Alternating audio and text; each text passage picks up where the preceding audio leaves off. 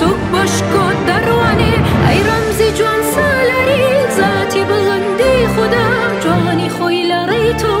پیشانی دنیا دادا ای جوان ترین بونور ای بخشنده و داهنر ای کچ مکابوستم خود مدادستی قدر ولاتی کی جر دستی راب بازادی خود قلای ورد قایم بشکنه